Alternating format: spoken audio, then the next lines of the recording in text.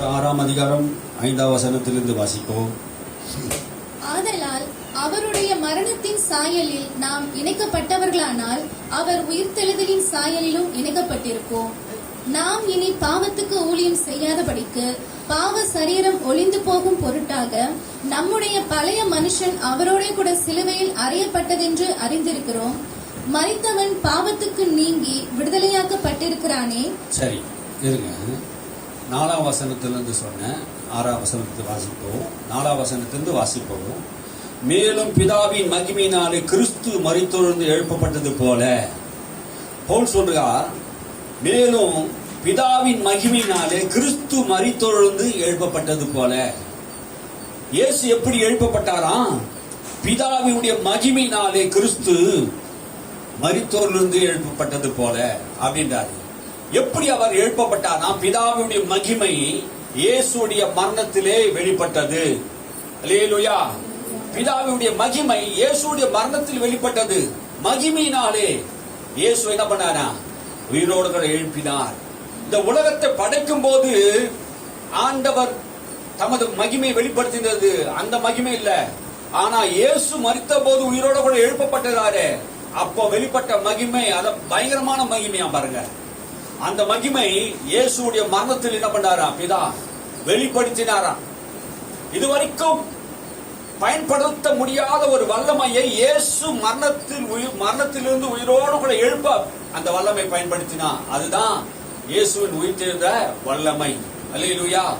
அதுதான் மறுபடியும் வாசிப்போம். மேலும் பிதாவின் மகிமையினாலே கிறிஸ்து மரித்தோரிலிருந்து எழுப்பப்பட்டது போல. யாரும் இயேசு எழுப்பப்பட்டது போல அப்போ நாமும் எழுப்பப்படுவோம். அல்லேலூயா. இயேசு மத்த உயிரோடு கூட எழுந்திருக்கிறோம் இல்லையா? இயேசுவை விசுவாசிக்கிற நம்மையும் கூட என்ன பண்ணுவாராம்? எழுப்புவார். அல்லேலூயா. என்னை விசுவாசிக்கிறவன் மரித்தாலும் பிழைப்பான் என்று எழுதியிருக்கிறதே. கிறிஸ்து மரணத்திலிருந்து உயிரோடு கூட எழுந்தது போல நம்மையும் கூட ஆண்டவர் உயிரோடு கூட எழுப்புவார். இயேசு மரித்தோரிலிருந்து உயிரோடு கூட எழுந்த போது எருசலேமில் இருந்த கல்லறைகள் திறக்கப்பட்டது. மரணம் அவர் கட்டி வைக்க முடியாததினாலே, அவர் மரித்தோரிலிருந்து உயிரோடு கூட எழுந்ததினாலே அநேக பரிசுத்தவான்களுடைய கல்லறைகள் திறக்கப்பட்டு கல்லறைகளை வெடித்து சிதறி எருசலேம் நகரத்துக்கு நேராக போயிட்டாங்க. அல்லேலூயா. உயிரோடு கூட இருக்கிறார். இயேசு மட்டும் உயிரோடு கூட எழும்பல. மரித்து போயிருந்த கல்லறையில் இருந்த அத்தனை பேர் உயிரோடு கூட எழுப்பினார். அல்லேலூயா. அவர் பூமியில இருந்த போது நிறைய பேர் பூமியிலே ஆண்டவர் உயிரோடு கூட எழுப்பினார். ஆமென். அல்லேலூயா. ஆனா இயேசு உயிரோடு கூட எழுந்திருக்கும் போது அவர் மாத்திரம் எழுந்திருக்கல, அவரோடு கூட அநேக பரிசுத்தவான்களை ஆண்டவர் உயிரோடு கூட எழுப்பினார். ஆமென். அல்லேலூயா. விசுவாசித்தவர்களை எழுப்பினார். அல்லேலூயா. இதுதான் எருசலேமில் நடந்த சம்பவம். வாசிப்பு மறுபடியும். மேலும் பிதாவின் மகிமையினாலே கிறிஸ்து மரித்தோரிலிருந்து எழுப்பப்பட்டது போல நாமும் புதிதான ஜீவன் உள்ளவர்களாய் நடந்து கொள்ளும்படிக்கு அவருடைய மரணத்துக்கு உள்ளாக்கும் ஞானஸ்தானத்தினாலே கிறிஸ்துவுடனே கூட அடக்கம் பண்ணப்பட்டோம். இப்போ ஆண்டவர் சொல்ற வசனம் என்ன? நாம் புதிய ஜீவன் உள்ளவர்களாக நடந்து கொள்ளும்படியாக. நாம் எப்படி இருக்கிறோம்? புதிய ஜீவன் உள்ளவர்களாக நடந்து கொள்ளும்படியாக. புதிய ஜீவன் என்ன அர்த்தம்? புதிய ஜீவன் உள்ளவனா? பழைய ஜீவன் எப்படி இருந்தது? நம்முடைய முன் வாழ்க்கை எப்படி இருந்தது? முன்னாடி நம்முடைய வாழ்க்கை எப்படி இருந்தது? இயேசுவை ஏற்றுக்கொண்ட போது நம்முடைய வாழ்க்கை எப்படி இருக்குது? புதிய ஜீவன் உள்ளவர்களாக. அல்லேலூயா. புதிய ஜீவ மார்க்கம். இந்த மார்க்கம் எது? புதிய ஜீவ மார்க்கம். நம்முடைய பழைய வாழ்க்கை மாறி புதிய ஜீவ மார்க்கம். இது எப்ப நடந்தது? புதிய ஜீவ மார்க்கம் எப்படி நம்மளுக்குள்ள வந்தது? நாம் ஞானஸ்தானம் எடுக்கும் போது அவரோடு கூட நாம் என்ன பண்ணிருக்கோமா? அடக்கம் பண்ணப்பட்டு இருக்கிறோம். இயேசு சிலுவையில மரித்தது போல நாமும் கூட கிறிஸ்துவோட கூட சிலுவையில மரித்தோம் என்று பவுல் சொல்றார். நம்ம எல்லாரும் எங்க இருந்தோமா? கிறிஸ்துக்குள்ள இருந்தோம். இப்போது கிறிஸ்துக்குள்ள இருக்கிறோம். முன்னாடி பாவத்தில் இருந்த போது கிறிஸ்துக்குள்ள தான் இருந்திருக்கிறோம். அல்லேலூயா. நாம் பிறக்கிறதுக்கு முன்னாடி கிறிஸ்துக்குள்ள தான் உண்டாயிருக்கிறோம். உண்டானது ஒன்று தம்மாலே தானாக உண்டாகவில்லை, அவர் மூலமா தான் உண்டாயிற்று. நாம் தானாக வந்துட்டோமா? இல்ல. நம்மை உண்டாக்கினவர் கர்த்தர். அல்லேலூயா. இந்த சரீரத்தை கொடுத்தவர் கர்த்தர். அப்படின்னா சிலுவையில் அறையப்படுறதுக்கு முன்னாடி நம்ம அவருக்குள்ள இருக்கிறோம். பூமியில பிறக்கிறதுக்கு முன்னாடி நம்ம அவருக்குள்ளதான் இருக்கிறோம். எத்தனை பேர் புரியுது? அல்லேலூயா. அதுதான் வேற சொல்ல. அவரோடு கூட சிலுவையிலே அறையப்பட்டோம். பவுல் சொல்றாரு, நான் அவரோடு கூட சிலுவையில் அறையப்பட்டேன். எப்ப பவுல் அறையப்பட்டாரா? இல்லையே. ஆனா வேத வசனம் சொல்லுகிறது, கிறிஸ்துக்குள்ளே நாம் எல்லாரும் அவருக்குள் இருக்கிறதுனாலே அவர் எதற்காக சிலுவையில் அறையப்பட்டார்? பாவத்துக்காக அறையப்பட்டார். அவர் செய்த பாவமா? இல்ல, நாம் எல்லாரும் செய்த பாவத்துக்காக, நம்முடைய அக்கிரமங்களுக்காக தான் அவர் சிலுவையில் மரித்தார். அல்லேலூயா. ஆகையினால் தான் அவர் சிலுவையில் அறையப்பட்டார். அவர் நம்முடைய பாவங்களுக்காக சிலுவையில் அறையப்பட்டதுனாலே நாம அவருக்குள்ளதான் இருக்கோம். நம்ம எல்லாரையும் பிதா என்ன பண்றாரு? அவருக்குள்ள வச்சுட்டார். பாவத்தை வைக்கும் போது பாவத்தை சுமக்கிற இயேசு கிறிஸ்து அவருக்குள்ளதான் எல்லாத்தையும் வச்சுட்டார். நம்ம எல்லாம் என்ன பண்றாரு? அவருக்குள்ள வச்சுட்டாரு. வச்சுதான் நம்ம எல்லாருடைய பாவத்தை என்ன பண்றாரு? சிலுவையிலே சுமந்தார். அதுதான் விஷயம் சொல்லுது. வேதவசனம் சொல்லுது, ஞானஸ்தானம் கிறிஸ்து இயேசுக்குள்ளே ஞானஸ்தானம் பெற்ற நாம் அனைவரும் அவர் மரணத்துக்குள்ளான ஞானஸ்தானத்தை பெற்றதை அறியாமல் இருக்கிறீர்களா? நாம் பெற்ற ஞானஸ்தானம் என்ன ஞானஸ்தானம்? கிறிஸ்துவலாக மாறுகிற ஞானஸ்தானமா? இல்ல.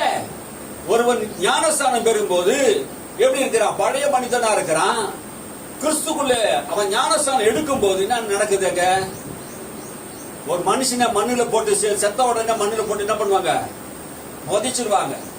இது வழக்கமா அந்த பூமி நடக்குது. அதுதான் மனுஷன் என்ன பண்றாரு? ஆண்டவர் அந்த தண்ணிக்குள்ள அடக்கம் பண்றதுக்கு ஏதுவாகவும் அந்த தண்ணீர் விட்டு எழுந்திருக்கும் போது இயேசு உயிர்த்தெழுந்தது போல நாமும் புதிய ஜீவன் உள்ளவர்களாக, இயேசு எப்படி உயிர்த்தெழுந்தாரோ ஞானஸ்தானம் பெற்று விசுவாசித்து ஞானஸ்தானம் பெற்ற நாமும் அவரை போல புதிய ஜீவன் உள்ளவர்களாக உயிரோடு கூட எழுந்திருக்கிறோம். அல்லேலூயா.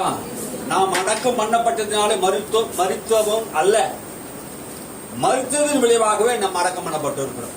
நாம் மரித்ததினால்தான் அடக்கம் பண்ணப்பட்டு இருக்கிறோம். அல்லேலூயா.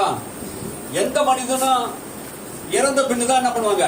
அடக்கம் பண்ணப்படுவாங்க. நாம் உயிரோட கூடவே அடக்கம் பண்ணப்பட்டு இருக்கிறோம். எத்தனை பேர் விசுவாசிக்கிறீங்க? அல்லேலூயா. நாம் உயிரோடு இருக்கும் போது தான் நாம் அடக்கம் பண்ணப்பட்டு இருக்கிறோம். எப்படி அடக்கம் பண்ணப்பட்டிருக்குன்னா, நாம் பாவத்துக்கு செத்து நீதிக்கு பிழைத்திருக்கிறேன். நமக்குள்ள இருந்த அந்த பாவம் தான் என்ன பண்ணிச்சு? பாவத்தின் வல்லமை, பாவத்தின் சாரல், பாவத்தினுடைய ஆற்றல் தான் என்ன பண்ணிச்சு? அந்த தண்ணிக்குள்ள செத்துது.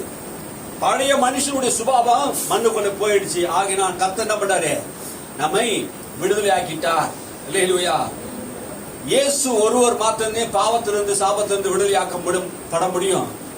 வேத வசனம் சொல்லுது, பாவத்தின் சம்பளம் மரணம். பாவத்தின் சம்பளம் மரணம். அப்படின்னா என்ன அர்த்தம்? பாவம் செய்தா அதற்கு கூலி என்னது? என்ன கூலி கொடுப்பாங்க? மரணம் என்கிற கூலி. நான் செய்த தப்புக்கு மரணம் தான் தண்டனை. இப்போ ஆதாம் செய்த அந்த தப்பு தான், ஒரே ஒரு மனிதன் செய்த ஒரே ஒரு பாவம் தான், அந்த பாவம் தான் முழு உலகத்தையும் பாவத்துக்குள்ளாக மாற்றினது. அந்த ஒரு மனிதனுடைய தவறு தான் மரணத்தை உலகத்துக்கு பிரவேசிக்க பண்ணினது. அந்த ஒரு மனிதன் செய்த அந்த தவறு மூலமாக நம்ம எல்லாரையும் பாவம், மரணம் என்கிறவை பிரமாணம் ஆண்டு கொண்டிருக்க நம்ம எல்லாம் என்ன பண்ணிச்சு? அந்த பாவம், ஒரே ஒரு பாவத்தினால் தான் மரண உலகத்தில் பிரவேசித்தது. தேவன் மரணத்தை உலகத்தில் அனுமதிக்கவில்லை. அவன் என்றென்றைக்கும் ஜீவனோடு கூட இருக்கும்படியாக தான் தேவன் மனுஷனை ஆண்டவர் ஏற்படுத்தினான். ஆனா தேவன் மரணத்தை படைக்கவில்லை. மனிதன் உயிரோடு கூட இருக்க வேண்டும் என்று தான் தேவன் படைத்தார். அதனால ஜீவக்கனியை சாப்பிட சொன்னார். ஆனா அவன் தேவனுடைய வார்த்தையை கேட்காததினாலே, பிசாசுடைய வார்த்தை கேட்டதுன்னா அவன் பொய்யனும் பொய்க்கு பிதாவும் அவன் மரண தூதனுமா இருக்கிறான். நீ புசிக்கிறனாலே சாக மாட்டாய் என்று பிசாசு சொன்னான். தேவன் சொன்னான், நீ புசிக்கிறனாலே சாகவே சாவா என்றான். யார் பேச்சை கேட்டா? ஆதாம் ஏவாளும். யார பேச்சை கேட்டாங்க? புசிக்கிற நாளிலே சாகவே சாவா என்று தேவன் சொன்னார். அதை சாப்பிடாதுன்னு சொன்னார். ஆனா நீ புசிக்கிற நாளிலே சாக மாட்டாய், தேவனை போல இருப்பா என்று பிசாசு சொன்னான். பொய்யை சொன்னான். தேவன் சொன்னதை நம்பாமல் பிசாசு சொன்னதை நம்பினதுனால தான் இந்த முழு உலகமும் நாய்பட்சே பிசாசின் வல்லமைக்குள்ளே ஒப்பு கொடுக்கப்பட்டது. மரணம் ஆண்டு கொண்டது ஒரு மனிதன் மூலமாக. வேதவசனம் சொல்லுகிறது, ரோமர் புஸ்தகம் 5:21, ஆதலால் பாவம் மரணத்துக்கு ஏதுவாக ஆண்டு கொண்டது போல. பாவம் என்ன பண்ணுச்சு? மரணத்துக்கு ஏதுவாக ஆண்டு கொண்டது. இந்த பாவம் செய்த உடனே என்ன பண்ணுச்சு? மரணம் தானாகவே அதனுடைய வேலையை செய்ய ஆரம்பிச்சிட்டு கொஞ்சம் கொஞ்சமா அந்த பாவம் இந்த உலகத்தில் எல்லா பாவம் செய்யறாங்க. கொஞ்சம் கொஞ்சமா பாவம் பூரணப்பட்ட போது மரணத்தை விளைவிக்கிறது என்று சொல்றார். பாவம் பூரணப்பட வேண்டும். ஆதாமுடைய பாவம் பூர்ணப்பட்ட போது 930 வருஷத்துல அவர் மரித்து விட்டார். ஒவ்வொரு மனிதனுடைய பாவங்கள் பூர்ணப்படும் போது அவர் மரிக்கிறான். இன்னைக்கு நம்முடைய பாவம் பூர்ணப்படவில்லை. காரணம் என்ன தெரியுமா? இயேசு நமக்காக பாவத்துக்காக மரித்து விட்டார். அல்லேலூயா. நாம் பாவத்துக்காக நீ மரிக்க போறது இல்ல. பாவம் தோல்வி அடைந்து விட்டது. பாவம் நம்மை மேற்கொள்ள முடியாது. கிருபையை பெற்றிருக்க நாம், இயேசு கிறிஸ்துவின் கிருபையை பெற்றிருக்க நாம் எந்த பாவமும் பாவத்தை வல்லமை நம்ம மேற்கொள்ளவே முடியாது. இந்த சத்தியத்தை அவர் புரியல மக்களுக்கு. ஒரு கிறிஸ்துவனால பாவமே செய்ய முடியாது. அல்லேலூயா. யோவான் புஸ்தகத்தை நீங்க வாசிச்சு பாருங்க. பாவம் செய்யவே முடியாது. கிறிஸ்துவுக்குள்ளே ரட்சிக்கப்பட்ட இருக்கிற உனக்குள்ள அந்த பாவத்தின் தன்மையே இருக்காது. அல்லேலூயா. ஒருவேளை நீ விழுந்திருக்கலாம், ஆனா பாவம் உன்னை தொடர்ந்து ஆளுகை செய்யாது. அல்லேலூயா. இதான் உண்மை பாருங்க. பாவம் நம்ம தொடர்ந்து ஆளுகை செய்ய முடியாது என்பதுதான் அங்க சத்தியமா இருக்கிறது. ஆதலா பாவம் மரணத்துக்கு ஏதுவாக ஆண்டு கொண்டது போல, ஆதாமுடைய பாவம் என்ன பண்ணுச்சு? மரணத்துக்கு எதுவாக ஆண்டு கொண்டது. ஆனா கிருபை நம்முடைய கர்த்தராகிய இயேசு கிறிஸ்து மூலமாக நீதியினாலே நித்திய ஜீவனை ஆண்டு கொண்டது. என்ன சொல்ல வராரு? ஆதாம் செய்த அந்த தவறுனால மரணம் உலகத்தில் பிரவேசித்தது உண்மை என்றால், பாவம் செய்யாத நமக்குள்ளே அந்த பாவம் மரணம் நமக்குள்ள வந்தது உண்மை. ஆதாம் பாவம் செய்த போது நாம் பிறந்தோமா? சொல்லுங்க. ஆதாம் பாவம் செய்த போது நாம் பிறந்தோமா? ஆதாமுக்குள்ள இருந்தோம். அதான உண்மை. அப்ப ஆதாமுடைய பாவம் ஆதாமுடைய வித்தினால் பிறந்த நம்மை அந்த பாவம் ஆண்டு கொள்வது உண்மை என்றால், கிறிஸ்து இயேசுவை விசுவாசித்து ஞானஸ்நானம் பெற்று அடக்கம் பண்ணப்பட்டு உயிரோடு கூட எழுந்த நமக்கு கிறிஸ்துவுடைய கிருபை, அதனால் உண்டான நீதி, கிறிஸ்துவே பாவ பரிகாரியாகி விட்டார். ஆகினாலே அந்த பாவத்துக்கு அவரே தண்டனை அடைந்து விட்டார். ஆகினாலே கிறிஸ்து இயேசு விசுவாசிக்கிற நமக்கு நீதி உண்டாகும்படி அவரை சுவிசேஷமாக தேவன் வைத்து விட்டார். அல்லேலூயா. இயேசுவை நம்புகிற, இயேசுவை விசுவாசிக்கிறவர் மீது ஒரு குற்றம் சுமராது என்று பவுல் சொல்றார். கிறிஸ்துவை நம்புகிறவனுக்கு ஒரு குற்றமும் சுமராது. உன்னை குற்றவாளி என்று தீர்க்கிறவன் யார்? தேவனே நீதிமான் ஆக்கி இருக்கிறார். தேவனே உன்னை அழைத்து இருக்கிறார். பிதாவின் வலது பரிசுத்தத்தில் வீற்றிருக்கிறவர் அவர்தான். ஆகையினாலே உன்னை குற்றவாளியா என்று எந்த மனிதனும் தீர்க்க முடியாது. ஆமென். அல்லேலூயா. இயேசுவை விசுவாசித்து ஞானஸ்நானம் பெற்று அடக்கம் பண்ணப்பட்டு உயிரோடு கூட எழுந்தது போல நாமும் கிறிஸ்துவோடு கூட என்ன பண்ணி இருக்கிறோம்? உயிரோடு கூட எழுப்பப்பட்டு இருக்கிறோம். ஆமென். அல்லேலூயா. நீதினாலே நித்திய ஜீவனுக்கு ஏதுவாக ஆண்டு கொண்டது. இயேசுடைய நீதி பாவம் அறியாத அவரை பாவமாக்கி சாபமாக்கி மரணத்துக்கு உட்படுத்தினார். நாம் அடைய வேண்டிய தண்டனை எல்லாம் அவர் அடைந்ததுனாலே இப்ப என்ன நடந்ததுன்னா, இயேசுடைய நீதி நம்ம வச்சுட்டான் ஆண்டவர். அல்லேலூயா. இயேசுடைய நீதி நம்மளே ஆண்டவர் வச்சுட்டார். இப்போ அவருக்கு நம்முடைய பாவத்தை எல்லாம் எடுத்து என்ன பண்றாரு? சிலுவையில அவர் மேல வச்சுட்டாரு. இயேசுடைய நீதி எடுத்து எல்லாரும் யாருக்கிட்ட வச்சாரு? அவரை விசுவாசிக்கிற நம்ம மேலே அவருடைய நீதியை வச்சுட்டார். அல்லேலூயா. இப்ப புரியுதா? இப்போ நாம் நீதிமான்கள் அல்ல, பாவிகளா இருந்த இயேசு ரத்தத்தினால் விசுவாசித்து நீதிமான்களாக்கப்பட்டோம். இப்ப எப்படி நம்ம பிழைத்ததும்? நீதிமான் எப்படி பிழைப்பானா? விசுவாசத்தினால் பிழைப்பான். என்ன விசுவாசம்? இயேசு எனக்காக மரித்து இருக்கிறார், என் பாவத்துக்காக மரித்து இருக்கிறார், என் அக்கிரமத்துக்காக மரித்து இருக்க, என் சாபத்துக்காக மரித்து இருக்க. அதுதான் விசுவாசம். அல்லேலூயா. நீதிமான் விசுவாசத்தினால் பிழைப்பான். இயேசு எனக்காக மரித்ததினாலே, இயேசு எனக்காக ஜீவன் கொடுத்ததினாலே நான் என்ன பண்ணுங்க இன்னைக்கு விடுதலையாக்கப்பட்டு இருக்கிறேன். அல்லேலூயா. எத்தனை பேர் புரியுது? ஆமென். அல்லேலூயா. விடுதலையாக்கப்பட்டு இருக்கிறீங்களா? பாவம் உங்களை மேற்கொள்ளாது. ஆகினாலே வாசிப்போம். ஆகையால் என்ன சொல்லுவோம்? கிருபை பெருகும்படிக்கு பாவத்திலே நிலை நிற்கலாம் என்று சொல்லுவோமா? கூடாதே. இந்த வசனம் வாசிங்க. 5ஆம் வசனத்தை வாசிங்க. ஆதலால் அவருடைய மரணத்தின் சாயலில் நாம் இணைக்கப்பட்டவர்களானால் அவர் உயிர்த்தெழுதலின் சாயலிலும் இணைக்கப்பட்டிருப்போம். அதனாலே நீங்க கிறிஸ்து இயேசுக்குள் ஞானஸ்நானம் பெற்றதினாலே நீங்க மரணத்தின் சாயலில் இணைக்கப்பட்டீங்க. எப்போ மரணத்தின் சாயல்? ஞானஸ்நானம் எடுக்கும் போது அந்த மரணத்தின் சாயல் வந்துருச்சு. அந்த சாயல்னா என்ன அர்த்தம்?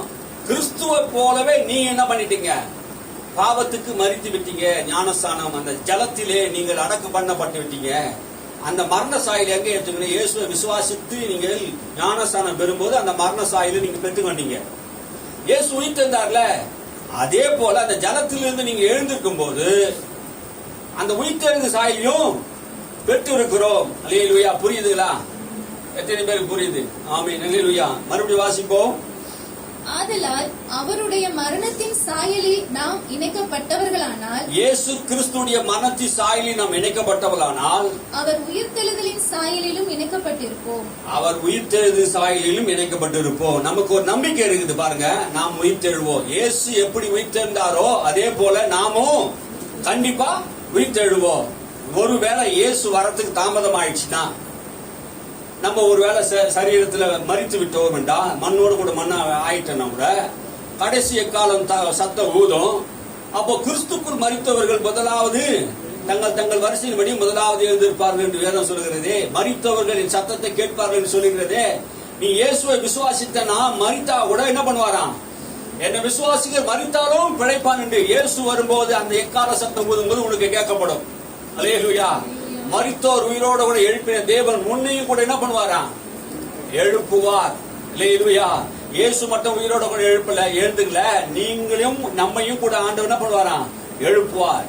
அப்போ இயேசு சீக்கிரம் வந்துட்டாருன்னா இந்த சரீரம் என்ன ஆகும், இந்த சரீரத்தோடு நம்ம போக முடியாது. இது சரீரம் என்ன பண்ண, நாமும் ஒரு இமைப்பொழுதிலே மறுரூபமாகி நம்ம என்ன பண்ணுவோம், இந்த சரீரத்தோடு போக முடியாது, மகிமை சரீரத்தை அடைவோம். இயேசு எப்படி கிறிஸ்து உயிர் தேர்ந்தது பின் மகிமை சரீரத்தை பெற்றாரோ அதே போல நாம என்ன பண்ணுவோம், அந்த மகிமை சரீரத்தை பெற முடியும். அல்லேலூயா. இந்த பூமிக்கு தான் இந்த சரீரம், இந்த பூமியில் வாழ்வதற்கு தான் இந்த சரீரம். பரலோகத்திலே இந்த சரீரத்தோட நம்ம வாழ முடியாது. ஆமே, இது பாவ சரீரம். இதுல நிறைய பாவம் இருக்குது, நிறைய எண்ணங்கள், தவறான எண்ணங்கள் மனுஷனுடைய வாழ்க்கையில் இருக்குது. இந்த சரீரத்தோட நம்ம என்ன பண்ண முடியாது, தேவனை தரிசிக்க முடியாது. அதுக்காக தான் இயேசு மகிமை சரீரத்தை அடைந்தார். அல்லேலூயா.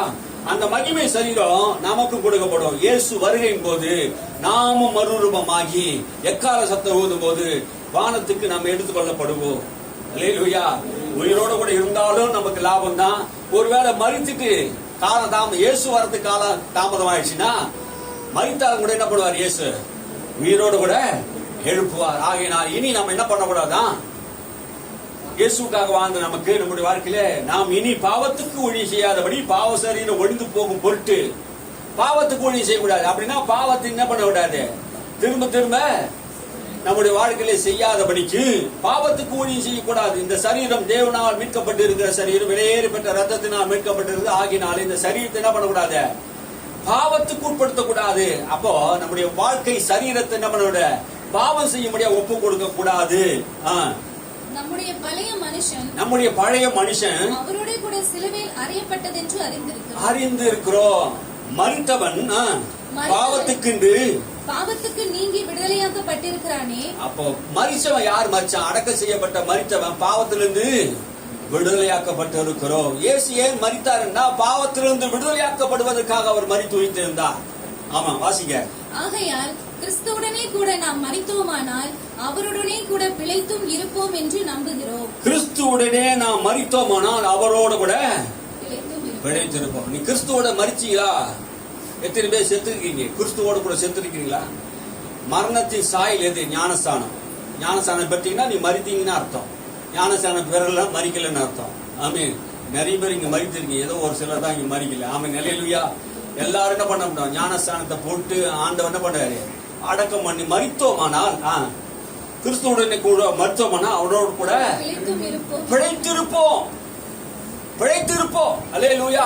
கிறிஸ்து எப்படி பிழைத்திருக்கிறாரோ நாமும் அவரை போலவே பிழைத்திருப்போம். அவர் இருக்கிற வண்ணமாகவே நாம் அவரை தரிசிப்போம். அல்லேலூயா. இந்த பூமியிலே நமக்கு ஒரு விசுவாச நம்பிக்கை என்னன்னா, மரித்தாலும் பிழைப்போம், அவர் இருக்கிற வண்ணமா நம்ம அவரை தரிசிப்போம். நமக்கு நம்பிக்கை அதுதான். அல்லேலூயா. வாழ்ந்தாலும் 1000 பொண்ணு, செத்தாலும் 1000 பொண்ணு. அல்லேலூயா. ஆமென். அல்லேலூயா. இன்னைக்கு இயேசு ஜீவிக்கிறார். நாம் தேவன் நம்மை எழுப்புவாரா? மரித்தோரிலிருந்து எழுந்த கிறிஸ்து இனி மரிப்பதில்லை என்று அறிந்திருக்கிறோம்.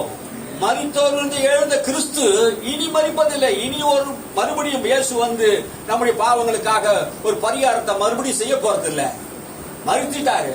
ஆனா இனிமேல் என்ன பண்ண, மரணம் அவரை ஆண்டு கொள்ள முடியாது. ஒரு தரம் மரணத்தை விழுங்கி விட்டார், மரணத்தை ஜெயித்து விட்டார். அவர் மரித்தது பாவத்திற்கென்று ஒரே தரம் மரித்தார். அவர் ஏன் மரித்தாரா? போல் சொன்னாரு, பாவத்துக்கென்று ஒரு தரம் மரித்தார். யாருடைய பாவத்துக்காக மரித்தார்? அவருடைய பாவத்துக்கா?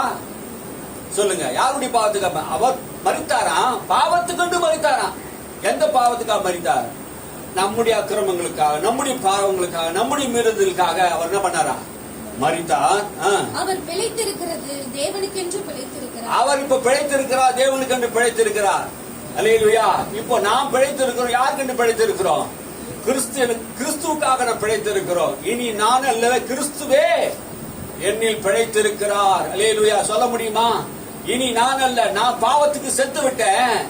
இயேசு எப்படி தேவனுக்காக பிழைத்திருக்கிறாரோ அதே போல நானும் கிறிஸ்துக்காக பிழைத்திருக்கிறேன். அல்லேலூயா. கிறிஸ்து எனக்கு ஜீவன், சாவு எனது ஆதாயமா இருக்கிறது. கிறிஸ்து தான் நம்முடைய ஜீவன். இன்னைக்கு நமக்குள்ள பிழைத்திருக்கிறது யார்? உனக்குள்ள இருக்கிறது யார்? அந்த ரகசியம் என்ன? பவுல் சொல்றாரே, கிறிஸ்துவானவர் உங்களுக்குள் இருப்பதே ரகசியம் என்று சொல்கிறாரே. உலகம் அறியாத ஒரு ரகசியம். அல்லேலூயா. கிறிஸ்து உங்களுக்குள் இருக்கிறார். இயேசுவை எப்போது விசுவாசத்தினால் ஏற்றுக்கொண்டீர்களோ, கிறிஸ்துவ இருதயத்திலே விசுவாசத்தினால் அவரை தரித்துக் கொண்டீர்கள். கிறிஸ்துவின் ஜீவன் உனக்குள்ளே வந்திருக்கிறது. அந்த ரத்தத்தை புசிக்கும் போது, அவர் சரீரத்தை புசிக்கும் போது அந்த ஜீவன் உங்களுக்குள்ளே வருகிறது. விசுவாசத்தினாலே கிறிஸ்து உங்களுக்குள்ளே வாசமா இருக்கிறார். அல்லேலூயா. எத்தனை பேர் கிறிஸ்து உள்ளே இருக்கிறார்? உள்ளத்தில் இருக்கிறாரா? கிறிஸ்து எனக்காக தான் மரித்தா, உயிரோடு கூட எழுந்தா, இன்னைக்கு ஜீவிக்கிறார். நான் அவருக்காக வாழ்வேன், ஜீவிப்பேன். அல்லேலூயா என்று விசுவாசம் இருக்குதா? உங்களுக்குள்ளதான் கிறிஸ்து வாசமா இருக்கிறார். நீங்க பாவத்துக்கு மரிச்சிட்டீங்க. இனி பாவத்துக்கு நீ பாவத்துக்காக என்ன பண்ண முடியாது. மீண்டும் அது பிழைக்க வேண்டிய அவசியம் இல்லை. அல்லேலூயா. ஒரே ஒரு தரம் நமக்காக பலியாக்கப்பட்டிருக்கிறார். அல்லேலூயா. வாசிப்போம். அப்படியே நீங்களும் உங்களை பாவத்திற்கு மரித்தவர்களாக, அப்படியே நீங்களும் உங்களை பாவத்துக்கு மரித்தவர்களாக, அப்படியே இயேசு எப்படி பாவத்துக்கு மரித்தாரோ அதே போல நீ ஞானஸ்நானம் பெறும்போது நீங்களும் பாவத்துக்கு மரித்து விட்டீர்கள். நம்முடைய கர்த்தராகிய இயேசு கிறிஸ்துவுக்குள் தேவனுக்கென்று பிழைத்திருக்கிறவர்களாகவும் எண்ணிக்கொள்ளுங்கள். பிழைத்திருக்கிறவர்களாக எண்ணிக்கொள்ளுங்கள். இது எப்படி தெரியுமா? எண்ணங்களில் நடக்க வேண்டிய, சிந்தனைகளில் நடக்க வேண்டிய காரியங்கள். எண்ணிக்கொள்ளுங்கள். தேவனுக்காக பிழைத்திருக்கிறோம். இனி நான் பாவத்துக்காக பிழைத்தில்ல, கிறிஸ்துக்காக நான் பிழைத்திருக்கிறேன். என்னுடைய ஜீவியம், என்னுடைய வாழ்க்கை, என் வாழ்க்கை முழுவதும் இயேசுக்காக வாழ்கிற வாழ்க்கை. இந்த பூமியில என்னை சாட்சியாக வைத்திருக்கிறார். இயேசுடைய மரணத்தையும் இயேசுடைய பாடுகளையும் நான் சொல்லுவதற்காக, இவர் மூலமாக ரட்சிப்பை உண்டாக்குவதற்காக நான் என்ன பண்றேன்? ஜீவிக்கிறத நான் சொல்லிக்கொண்டே இருக்கிறேன். அல்லேலூயா. என்னையும் உன்னையும் ஆண்டவர் சாட்சியாக வைத்திருக்கிறார். எதற்கு சாட்சி? அவர் மரணத்தையும் அவர் பாடுகளையும் அவர் உயிர்த்தெழுதலையும் சொல்லுவதற்கு சாட்சியாக வைத்திருக்கிறார். அல்லேலூயா. உலகம் முழுவதும் இயேசுடைய மரணத்தையும் அவர் உயிர்த்தெழுதலையும் அறிய வேண்டும் என்பது தேவன் விரும்புகிறார். நீயும் நானும் அவர் வல்லமையை அறியணும். அவர் உயிர்த்தெழுந்த வல்லமையை நீ அறியணும். அல்லேலூயா. இயேசு பூமியில் இருக்கும் போது அவர் வல்லமை உள்ளவரா, தீர்க்கதரிசியா இருந்தார். செய்கையிலும் வாக்கிலும் வல்லமை உள்ளவரா இருந்தார். அல்லேலூயா. தேவ பிள்ளையை கிறிஸ்து உனக்குள் இருக்கும் போது நீ வல்லமை உள்ளவனா மாறணும். இயேசு இந்த பூமியில் இருக்கும் போது அற்புதங்களையும் அடையாளங்களையும் அதிசயங்களை செய்தார். எவ்வளவு பேருக்கு அற்புதங்கள் அடையாளம் செய்தார்? கிறிஸ்து மாம்ச சரீரத்தில் இருக்கும் போது செய்த அற்புதங்களை காட்டிலும் இயேசு மரித்தோர் உயிரோடு எழுந்த போது நடந்த பலத்த சத்துவத்தை நமக்கு பவுல் விலக்கி காட்டுகிறார். எபேசியர் புஸ்தகம் 1ஆம் அதிகாரம் 19ஆம் வசனத்தை நீங்க வாசித்து பாருங்க. எபேசியர் புஸ்தகம் நல்லா கவனமா கவனிங்க. ஆண்டவர் நம்மோடு கூட பேசிக் கொண்டு இருக்கிறார்.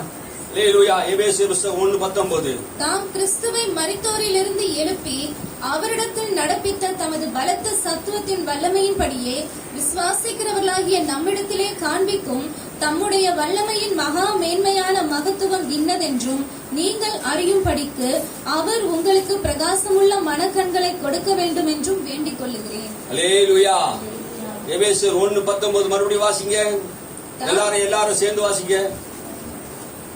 தாம் கிறிஸ்துவை எழுப்பி அவரிடத்தில் நடப்பித்த தமது பலத்த சத்துவத்தின் வல்லமையின்படியே விசுவாசிக்கிறவர்களாகிய நம்மிடத்திலே காண்பிக்கும் தம்முடைய வல்லமையின் மகா மேன்மையான மகத்துவம் இன்னதென்றும் நீங்கள் அறியும்படிக்கு அவர் உங்களுக்கு பிரகாசமுள்ள மனக்கண்களை கொடுக்க வேண்டும் என்றும் வேண்டிக் கொள்கிறேன்.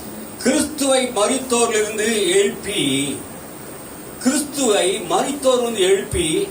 அவரிடத்திலே தமது பலத்த சத்துவத்தையும் வல்லமையின்படியே விளங்க பண்ணினாராம். இயேசுவை மரித்தோரிலிருந்து எழுப்பி என்ன பண்ணாராம்? பலத்த சத்துவத்தையும் வல்லமை என்ன பண்ணிட்டாரு? விளங்க பண்ணினார். எத்தனை பேர் விசுவாசிக்கிறீங்க? இயேசு உயிரோடு கூட இருந்த காரியத்தை பார்க்கணும். இயேசு உயிர்த்தெழுந்தது பின்னாடி பலத்த சத்துவத்தை வல்லமையை எந்த நரக பாதாளமும் அவர் என்ன பண்ண முடியல, அவருடைய சரீரத்தையோ அவர் அடக்கம் பண்ண வைக்கவோ முடியல. அல்லேலூயா. என்ன நினைச்சிட்டாங்கன்னா உலகமே பிசாசுல என்ன நினைச்சது, மரணமும் பாவமும் கிறிஸ்துவை கலர வைத்து ஜெயம் கொண்டுச்சு நினைச்சிட்டாங்க. ஆனா பிதாவாகிய தேவன் அன்றைய நாள் என்ன பண்றாரு, இயேசுவை உயிரோடு கூட எழுப்பி விட்டார். அல்லேலூயா. இயேசு உயிரோடு கூட எழுப்பி விட்டார். இயேசுவை உயிரோடு கூட எழுப்பிட்டார். அதனால என்ன நடந்தது வாசி மறுபடியும். அவரிடத்தில் நடப்பித்த தமது பலத்த சத்துவத்தின் வல்லமையின்படியே விசுவாசிக்கிறவர்களாகிய நம்மிடத்திலே காண்பிக்கும் தம்முடைய வல்லமையின் மகா மேன்மையான மகத்துவம் இன்னதென்றும், அவருடைய உயிர்த்தெழுந்ததினாலே வல்லமையும் மகத்துவமும் நாம் காணும்படியாக பவுல் சொல்றாரு. இயேசு உயிர்த்தெழுந்தாரே, அந்த உயிர்த்தெழுதலிலே வல்லமை இருக்குது, அந்த உயிர்த்தெழுதலிலே நமக்கு பங்கு இருக்குது. இயேசுவோடு கூட நாம் பிழைத்து இருக்கிறோம். இயேசுவை தேவன் உயிரோடு கூட எழுப்பின போது, இந்த உலகத்தை படைக்கும் போது தேவன் தமது வல்லமையை வெளிப்படுத்தியதை காட்டிலும் இயேசுவை உயிரோடு கூட எழுப்பின போது தமது வல்லமையை வெளிப்படுத்தினாராம். அல்லேலூயா. இதுவரைக்கும் வல்லமையை வெளிப்படுத்தாத தேவன், ஆனா இயேசுவை உயிரோடு கூட எழுப்பும் போது பயன்படுத்தின வல்லமை பெரிதா இருக்கிறது என்று வேத வல்லுநர்கள் சொல்றாங்க. அல்லேலூயா. உலகத்தை சூரியன் சந்திரன் நட்சத்திரங்கள் எல்லாம் உலகத்தை எல்லாம் படைக்கும் போது பயன்படுத்தின வல்லமை இல்லையா, இயேசுவை உயிரோடு கூட எழுப்பி அவரிடத்திலே நடப்பித்த தமது பலத்த சத்துவத்தின் வல்லமைப்படி விசுவாசிக்கிற உங்களுக்குள்ளே இயேசு எப்படி எல்லாம் அற்புத அடையாளங்கள் செய்தாரோ அதே போல விசுவாசிக்கிற உங்களுக்குள்ளே அவர் தமது மகத்துவங்களை மகிமையை காண்பிக்கும்படி உங்களுடைய கண்களை திறக்கும்படியாக பிரகாசமுள்ள மனக்கண்களை உங்களுக்கு தரும்படியாக நான் வேண்டிக் கொள்கிறேன் என்று சொன்னார். அல்லேலூயா. இன்னைக்கு நமக்கு தேவையானது என்ன தெரியுமா, பிரகாசமுள்ள மனக்கண்கள். அல்லேலூயா. இன்னைக்கு தேவனை நாம் அறிய வேண்டும், அதற்கான ஒரு பிரகாசம் உள்ள மனக்கண்கள் நமக்கு தேவை. அந்த மனக்கண்களை கர்த்தர் நமக்கு தரணும். அல்லேலூயா. நிறைய கண்கள் இன்னைக்கு திறக்கப்படாது இருக்கிறது. இயேசுவை ஆண்டவர் பயன்படுத்தியது போல நம்மையும் ஆண்டவர் பயன்படுத்த விரும்புகிறார். 2 கொரிந்தியர் புத்தகம் 13-14 வசனத்தை வாசிங்க.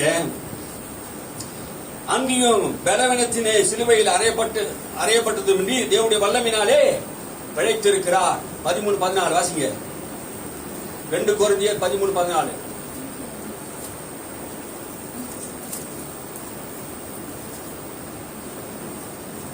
அவர் பலவீனத்தில் இருந்து சிலுவையில் அறையப்படும். 1 கொரிந்தியர் 13-14 வாசிங்க. சரி, இயேசு உயிர்த்தெழுதினாலே தமது மகிமை என்ன பண்றாரா, உயிர்த்தெழுதலை குறித்து சொல்லும் போதெல்லாம் என்ன பண்ணியிருக்காரு, மகிமைன்னு சொல்லி இருக்கிறார். உயிர்த்தெழுதலை சொல்லும் போதெல்லாம் என்ன பண்ணியிருக்காரு, மகிமைன்னு சொல்லி இருக்கிறார். மார்த்தாள் மரியாளுடைய வாழ்க்கையில் நீங்க கவனிச்சு பாருங்க. லாசரு மரித்து விட்டான். அப்போ மரித்த போது இயேசு அங்க வராரு.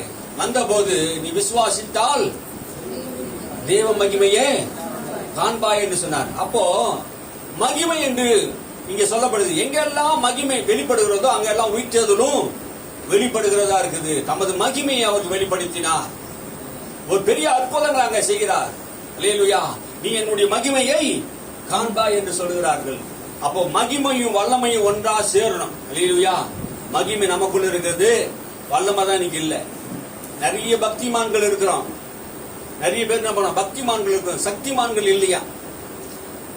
அந்த டிவில அந்த படத்தில் தான் காட்டுறாங்க சக்திமான்கள். இன்னைக்கு கிறிஸ்துவர்கள் நிறைய பேர் இருக்காங்க, ஆனா வல்லமை உள்ளவர்களாக இல்ல, சக்தி உள்ளவர்கள் இல்ல, தேவனுடைய பராக்கிரமத்தை வெளிப்படுத்துறவர்கள் இல்ல, அற்புதங்களை செய்கிறவர்கள் இல்ல. இன்னைக்கு நிறைய செத்த கிறிஸ்தவர்கள் தான் இருக்கிறாங்க. இன்னைக்கு நிறைய தேவனுடைய வல்லமை வெளிப்படுத்தாத கிறிஸ்தவர்கள் இருக்கிறாங்க. ஆமே. தேவனுடைய வல்லமையும் மகத்துவத்தையும் நம்ம என்ன பண்ணணும், வெளிப்படுத்தணும். மனுஷகுமாரன் வரும்போது மிகுந்த வல்லமையோடு மகிமையோடு அவர் வெளிப்படுவார். வெளிப்படுத்த விசேஷம் சொல்லுகிறது, அவர் மகிமையோடு வல்லமையோடு வருவார். பவுல் சொல்லும் போது அவர் வல்லமையோடு மகிமையோடு தேவ தூதர்களோடு வருவார். அல்லேலூயா. மகிமையோடு வல்லமையோடு வருகிற தேவன் நம்முடைய தேவன் மகிமையின் தேவனா இருக்கிறார். மகிமையின் தேவன் மோசேக்கு வெளிப்பட்டார். நமக்கு ஆண்டவர் அந்த மகிமையின் தேவன் வெளிப்பட்டு கொண்டு இருக்கிறார். அல்லேலூயா. வாசிங்க. அப்போஸ்தலர் நடவடிக்கை 2ஆம் அதிகாரம் 24ஆம் வசனம். பவுல் பேதுரு சொல்லும் போது இப்படி சொல்றார் பாருங்க. 2:24. தேவன் அவருடைய மரண உபாதிகளின் கட்டை அவிழ்த்து அவரை எழுப்பினார். அவர் மரணத்தினால் கட்டப்பட்டிருக்க கூடாதிருந்தது. அல்லேலூயா. 2:24 தானே? மறுபடியும் வாசிங்க. தேவன் அவருடைய மரண உபாதிகளின் கட்டை அவிழ்த்து அவரை எழுப்பினார். அவர் மரணத்தினால் கட்டப்பட்டிருக்க கூடாதிருந்தது. யார் அவரை எழுப்பினாராம்? தேவன் எழுப்பினார். அல்லேலூயா. மரணத்தின் உபாதி கட்டுகள். அப்போ நம்முடைய மரண கட்டுகளை ஆண்டவர் என்ன பண்றாரு? அவிழ்த்து விட்டு இருக்கிறார். இயேசுவை எப்படி தேவன் எழுப்பினாரோ அதே போல நம்மையும் கூட என்ன பண்ணுகிறாரு? எழுப்பி இருக்கிறார். அல்லேலூயா. வாசிங்க பிலிப்பியர் புஸ்தகம் 2:8 வாசிப்போம். 11 வரைக்கும். அவர் மனுஷ ரூபமாய் காணப்பட்டு மரண பரியந்தம், அதாவது சிலுவையின் மரண பரியந்தமும் கீழ்ப்படிந்தவராகி தம்மை தாமே தாழ்த்தினார். ஆதலால் தேவன் எல்லாவற்றிற்கும் மேலாக அவரை உயர்த்தி இயேசுவின் நாமத்தில் வானோர் பூதலத்தோர் பூமியின் கீழானோருடைய முழங்கால் யாவும் முடங்கும்படிக்கும் பிதாவாகிய தேவனுக்கு மகிமையாக இயேசு கிறிஸ்து கர்த்தர் என்று நாவுகள் யாவும் அறிக்கை பண்ணும்படிக்கும் எல்லா நாமத்திற்கும் மேலான நாமத்தை அவருக்கு தந்தருளினார். அல்லேலூயா. அவர் மனுஷ ரூபமாய் காணப்பட்டு, யாரு? இயேசு மனுஷ ரூபமாய் காணப்பட்டார். பிள்ளைகள் மாம்சத்தை ரத்தத்தை உடையவர்கள் போல இயேசு என்ன பண்ணார்? மனுஷ ரூபமாய் வந்தார். அவர் தேவ ரூபமாய் வரல. எப்படி வந்தாராம்? பவுல் சொல்றாரு, அவர் மனுஷ ரூபமா வந்தார். நம்மை போலவே பாடுள்ள மனுஷனாக, நம்மை போல பசி உள்ளவராக, நம்மை போல சோதிக்கப்பட்டவராக, நம்மை போலவே எல்லாவற்றிலும் மனுஷ ரூபமாக அவர் வந்தாராம். வாசிங்க. காணப்பட்டு மரண பரியந்தம், இயேசு மனுஷ ரூபமாய் வந்து மரண பரியந்தம், அதாவது சிலுவை மரண பரியந்தம் யாருக்கு கீழ்ப்படிந்தாராம்? பிதாவுக்கு கீழ்ப்படிந்தார். அல்லேலூயா. பிதாவுக்கு கீழ்ப்படிந்தார். தம்மை ஏற்படுத்தினவருக்கு அவர் உண்மை உள்ளவராக இருந்தார். நாமும் பிதாவுக்கு கீழ்ப்படிய வேண்டும், இயேசுவுக்கு கீழ்ப்படிய வேண்டும், பரிசுத்த ஆவிக்கு கீழ்ப்படிய வேண்டும். மரண பரியந்தம் நம்ம இயேசுவை ஏற்றுக்கொண்டால் மாத்திரம் போதாது, நாம் கீழ்ப்படிகிற உள்ள நமக்கு வேண்டும். கீழ்ப்படியாமை பிள்ளைகள் மேல ஆக்கினி தீர்ப்பு வருமா? கீழ்ப்படியாமை பிள்ளைகள் மேலே மரண தண்டனை வரும், நியாய தீர்ப்பு வரும். இயேசு மரண பரியந்தம் தன்னை ஏற்படுத்தின பிதாவுக்கு தன்னைத்தானே கீழ்ப்படுத்தினார். அல்லேலூயா. நம்ம எப்படி இருக்கணுமா? கீழ்ப்படிந்தவராய் இருக்க வேண்டும். ஆதலா தேவன் எல்லாவற்றுக்கும் மேலாக அவரை உயர்த்தினார். தாழ்மை உள்ளவனை கர்த்தர் என்ன பண்ணுவாரு? உயர்த்துகிறவராய் இருக்கிறார். அல்லேலூயா. தன்னை தாழ்த்தும் போது, யார் தன்னை தாழ்த்துகிறாரோ அவனை என்ன பண்றாரு? உயர்த்துகிறார். அல்லேலூயா. தாழ்மை உள்ளவனை கர்த்தர் உயர்த்துகிறார். உயர்த்துறது மாத்திரம் என்ன செய்தார் பாருங்களேன். இயேசு அப்படி மரித்ததினாலே, தாழ்மை உள்ளவராக வந்ததினாலே, ஏன் அவர் தாழ்மையா வந்தார் மரித்தார்னா, அவர் தேவனுக்கு சமமா இருந்தும், அதான் வாசிய, அவர் தேவனுடைய ரூபமா இருந்தும் தேவனுக்கு சமமா இருப்பதை கொள்ளையாடின பொருளாக எண்ணாமல். அப்படின்னா என்ன அர்த்தம்? அவர் தேவனுடைய ரூபம். அவர் வந்தது எப்படி வந்தாராம்? தேவனுடைய ரூபத்தின்படி வந்தாரு. அவர் சாய் எப்படி இருந்தது? தேவனுக்கு சமமாக இருந்தார். அப்போ தேவனுக்கு சமமாகனா கடவுளுக்கு சமமாக ஒரு ஈக்குவலோட தான் அவர் வந்திருக்கிறார். அல்லேலூயா. ஆனா இதெல்லாம் அவர் கொள்ளையாடின பொருளை என்ன இல்லையா? நாம் நினைச்சிருந்தா அவர் எப்படி வந்திருக்கலாம்? அதிகாரத்தோடு வல்லமையோடு வாழ்ந்திருக்கலாம். ஒரு மனுஷன் எப்படி வாழ்வானோ அதே போல தம்மை தாமே நம்ம மனுஷ ரூபம் எடுத்து தன்னை தாழ்த்தினார். அதனால என்ன நடந்ததுன்னா, இயேசுவின் நாமத்தினாலே வானலோர் புதனத்தோர் பூமி கீழானுடைய முழங்கள் யாவும் முடங்கும்படிக்கு. அப்போ தன்னை தாழ்த்தினாலே பிதா என்ன பண்ணாரு? எவ்வளவு தன்னை தாழ்த்தினார், பாதாள வரைக்கும் தன்னை தாழ்த்தினார். அவர் உன்னத வரைக்கும் அவர் உயர்த்தினார். அல்லேலூயா. தன்னை தாழ்த்தினவருக்கு தான் உன்னதத்தை ஆண்டவர் தருகிறார். அல்லேலூயா. உயர்வு வர வேண்டும் என்றால் தேவனுக்கு முன்பாக தாழ்மைப்பட வேண்டும். அல்லேலூயா. தாழ்மை உள்ளவனுக்கு தேவன் கிருபை அளிக்கிறார். யாருக்கு ஆண்டவர் கிருபை தராரு? தாழ்மை உள்ளவனுக்கு சொல்றார், தராரு. பிதாவாகிய தேவனுக்கு மகிமையாக கிறிஸ்து கர்த்தரென்று நாவுகள் யாவும் அறிக்கை பண்ணும்படிக்கும் எல்லா நாமத்திற்கும் மேலான நாமத்தை அவருக்கு தந்தார். எல்லா நாமத்துக்கு மேலான நாமத்தை அவருக்கு தந்தார். அல்லேலூயா. இயேசு தன்னை தாழ்த்தினதினாலே, தேவனுக்கு கீழ்ப்படிந்ததினாலே, தேவனுக்கு சமமா இருந்தார், தேவனுடைய ரூபமா இருந்தார்.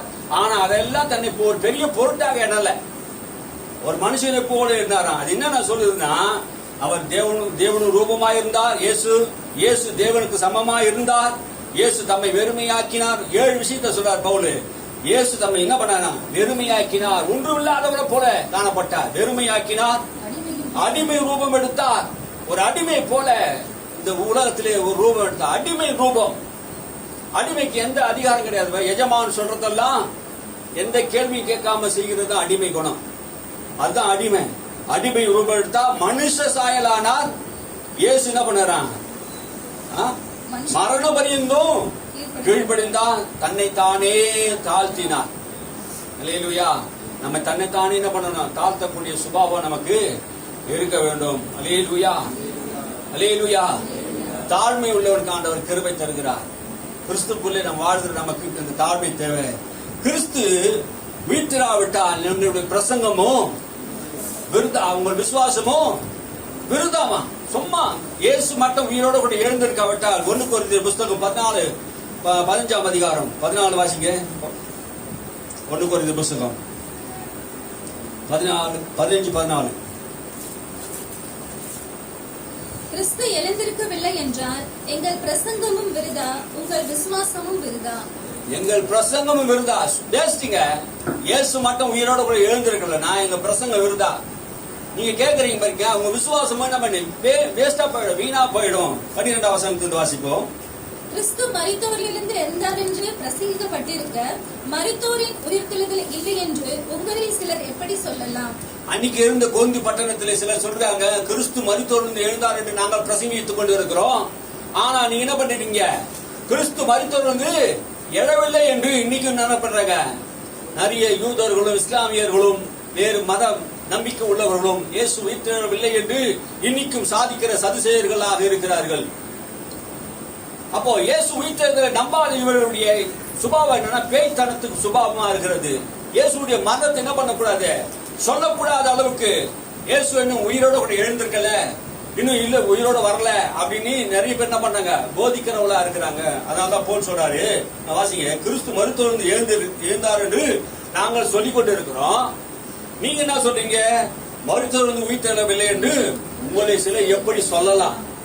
எப்படி நீங்க சொல்லலாம் அப்படி கேட்டு சொல்றாரு. மருத்துவ உயிர்த்தெழுதல் இல்லாவிட்டால் கிறிஸ்துவும் எழுந்திருக்கவில்லையே. மரித்தவர் உயிர்த்தெழாவிட்டால் கிறிஸ்துவும் எழுந்திருக்கவில்லையே.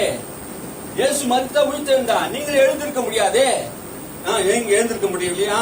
கிறிஸ்து எழுந்திருக்கவில்லை என்றால் எங்கள் பிரசங்கமும் விருதா, உங்கள் விசுவாசமும் விருதா. எங்கள் பிரசங்கமும் விருதா, உங்கள் விசுவாசமும் விருதா போயிடும். மரித்தோர் உயிர்த்தெழாவிட்டால் தேவன் எழுப்பாத கிறிஸ்துவை அவர் எழுப்பினார் என்று நாங்கள் தேவனை குறித்து சாட்சி சொன்னதினாலே தேவனுக்காக பொய் சாட்சி சொல்லுகிறவர்களும் காணப்படுவோம். என்ன சொன்னார்? தேவன் தமது மரண உபாதி கட்டிலிருந்து உயிரோட கூட எழுப்பினார் என்று பேதுரு சொன்னார்ல, கவனிக்கிறீங்களா? பேதுரு என்ன சொன்னாரு? தேவன் தமது மரண உபாதி கட்டிலிருந்து தேவன் அவரை என்ன பண்ணிருக்காரு? இயேசுவை உயிர்ப்பித்தார்னு சொன்னாரு. இங்க பாருங்க, மரித்தோரின் உயிர்த்தெழுதல் இல்லாவிட்டால் தேவன் எழுப்பாத கிறிஸ்துவை அவர் எழுப்பினார் என்று அவரை எழுப்பினார் என்று நாங்கள் சாட்சி சொன்னால் தேவனுக்கு பொய் சாட்சி சொல்லுகிறவர்களா இருப்போமே. பவுல் அதான் சொல்றாரு, நாங்க பொய் சாட்சி சொல்லுகிறவர் அல்ல, இயேசு உயிரோட கூட இருக்கிறார். ஆமென், அல்லேலூயா. வாசிங்க, மரித்தோர் உயிர்த்தெழாவிட்டால் கிறிஸ்துவும் எழுந்திருக்கவில்லையே.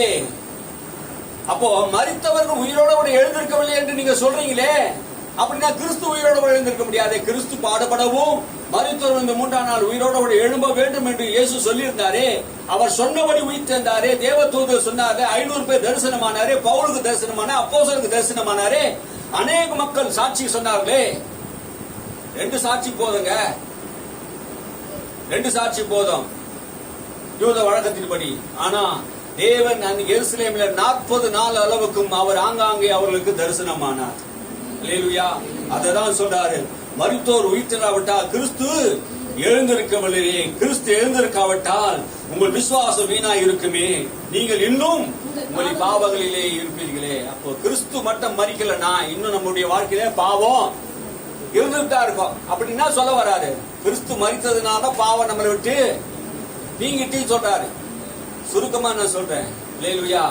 கிறிஸ்து மரிக்காவிட்டா பாவம் இன்னைக்கு என்ன பண்ணும்? உயிர் கொண்டு இருக்கும். கிறிஸ்து மரித்ததுனால பாவத்தின் வல்லமையை அழித்து விட்டார். அல்லேலூயா.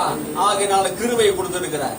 அது அழிந்து விட்டதுன்னா கிறிஸ்துவுக்குள் நித்திரை அடைந்தவர்களும் கெட்டிருப்பார்களே. கிறிஸ்துவுக்குள்ளே இயேசுவை விசுவாசித்து நம்பி கொண்டிருந்தாங்களே, அவங்க இயேசுவை நம்பி விசுவாசித்து செத்து போயிருப்பாங்களே, அவங்களும் கெட்டு போயிருப்பாங்களே. அவங்க வாழ்க்கையும் போயிட்டு இருக்குமே, நாங்க மட்டும் கெட்டு இல்ல, எல்லாருடைய வாழ்க்கை கெட்டு போயிருக்குமே.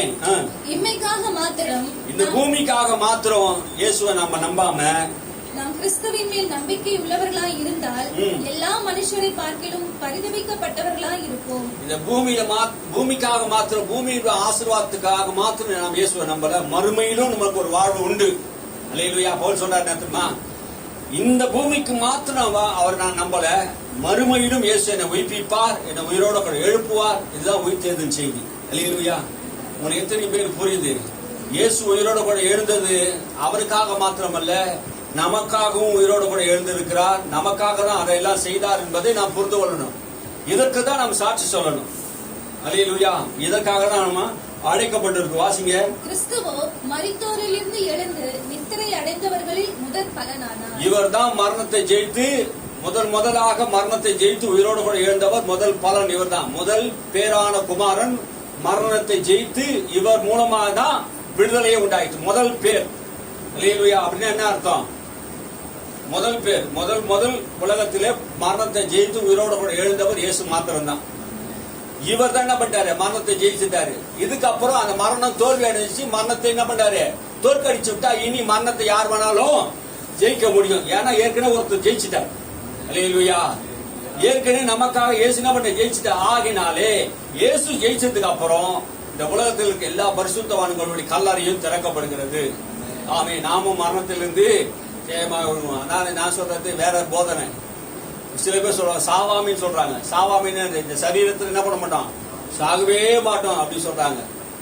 அடி உள்ளதாக இது அழியாமையும் சாவுக்கு ஏதுவான இது சாவாமையும் தரித்து கொள்ளும். இது எப்போ இந்த சரீரமானது விதைக்கப்படும் போது மகிமை உள்ளதாக எழுந்திருக்கும். அல்லேலூயா. அல்லேலூயா. அப்ப மகிமை உள்ளதாக தேவன் நம்ம என்ன பண்ணுவாரு? எழுந்திருக்க பண்ணுவான். 20வது வசனத்தை வாசிப்போம்.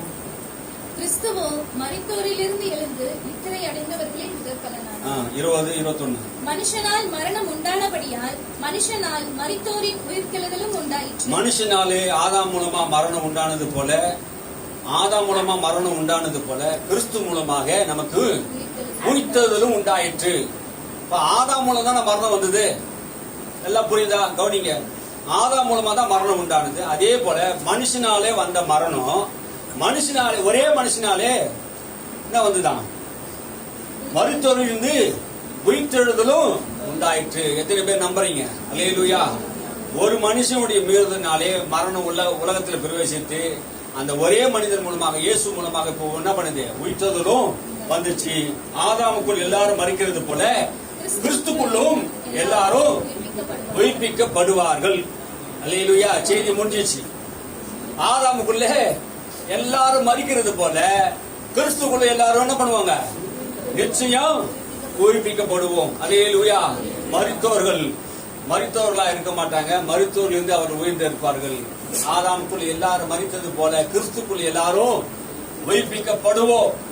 ஆமென்.